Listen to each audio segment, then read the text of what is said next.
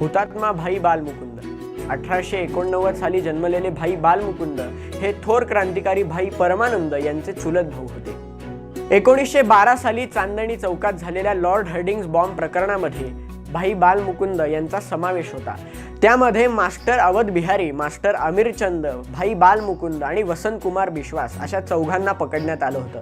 त्यामध्ये भाई बालमुकुंद यांच्या विरोधात एक सुद्धा सक्षम पुरावा नव्हता, तरी सुद्धा केवळ संशयानेच त्यांना ब्रिटिश सरकारने फाशी दिली। आणि या सगळ्या प्रकरणात आश्चर्याची गोष्ट म्हणजे भाई बालमुकुंद यांचा अवघ्या 1 वर्षापूर्वीच विवाह झाला होता आणि विवाहानंतर संपूर्ण वर्षभर ते आपल्या क्रांतिकार्यात होते। त्यांची पत्नी रामरखी यांची अशी शेवटची इच्छा होती की भाई बालमुकुंद यांना फाशी दिल्यानंतर त्यांचं शव आपल्याला मिळावं, पण अत्यंत निर्दयी असलेल्या ब्रिटिश सरकारने त्यांची ही शेवटची इच्छा सुद्धा अमान्य केली। त्यामुळे त्यांनी अन्नत्याग सुरू केला आणि भाई बालमुकुंदांना फाशी दिल्याच्या 18व्या दिवशी त्यांनी आपले प्राण सोडले।